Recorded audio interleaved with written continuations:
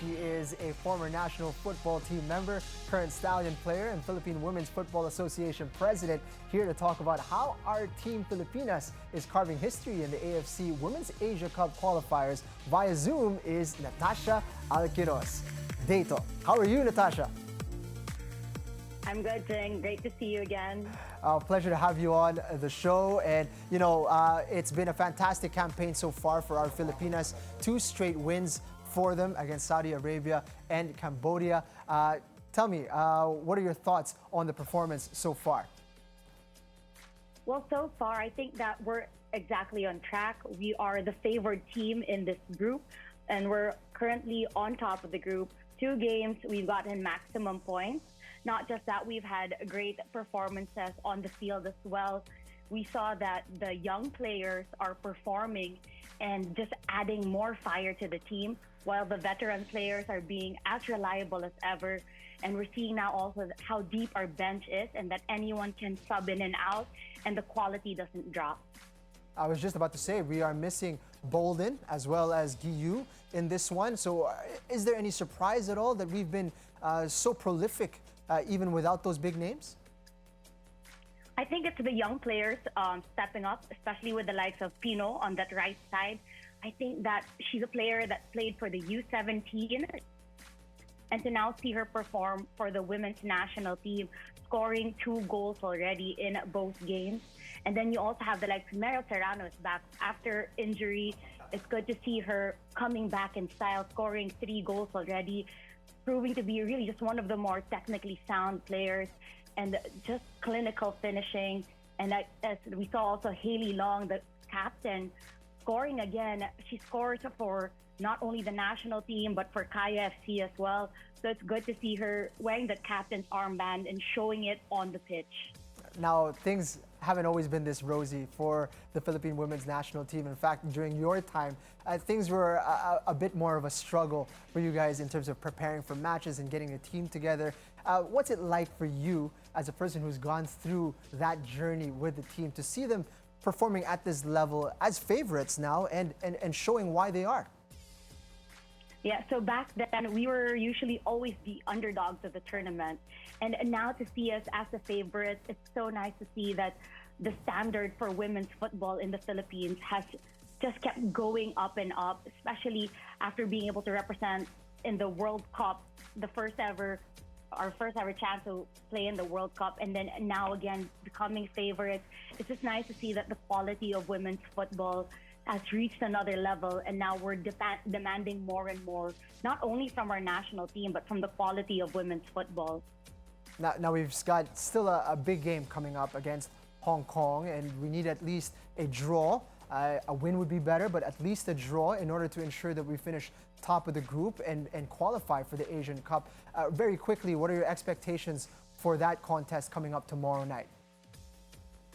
So as you said, we're on top of the group. We have 6 points and Hong Kong has 4 points. So a win for Hong Kong will put them on top at 7 points. So this is a must-win game for the Philippines. I think when it comes to the ranking, they're ranked 80th and we are ranked 41st. So on paper, this should be a sure win for us. But at the end of the day, we have to show it on the field. We cannot lose any focus, and I don't think that our girls will drop focus. I think that they're on a good momentum, and we will take home the 3 points tomorrow. Very quickly, Natasha, while I still have you, for people who don't know, your family is basically huge into football. Your family runs a football club.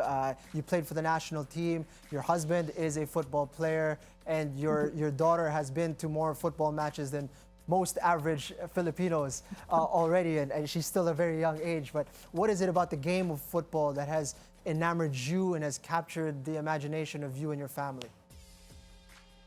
I just feel that, as you said, because football has played such a big part in our life, it has helped bring my family together. I met my husband through football. My dad has really inspired me not only to play, but to also to have that sense of resilience regardless of how the game is. And I think that that's just also how important sports is. You end up building a community around it as well. So how you play on the pitch, it's not always just about that, but it's also about the community that you end up building because of the game. Beautiful. Now, I'm sure there's a lot of things to look forward to in the world of women's football in particular. Obviously, we have the game against Hong Kong tomorrow night, but what's on the horizon? What can people be excited about in the world of women's football?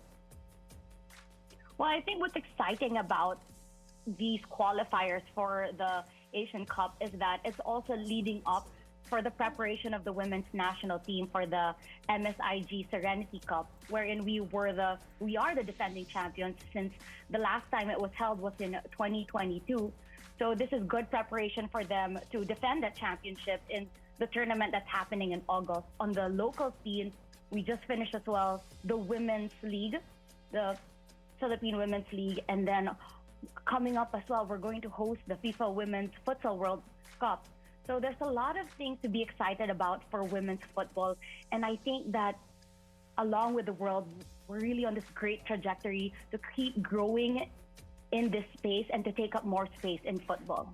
Amazing. And I understand you guys are putting together an event to build up to the Women's Futsal World Cup as well. Very quickly, tell us a little bit about that. We're running out of time, but just give us the details on that one, Natasha. So we're coming up with the Philippine Women's Football Association. We have come up with the PWFA Football Cup that is happening on August 3 at the UANP school.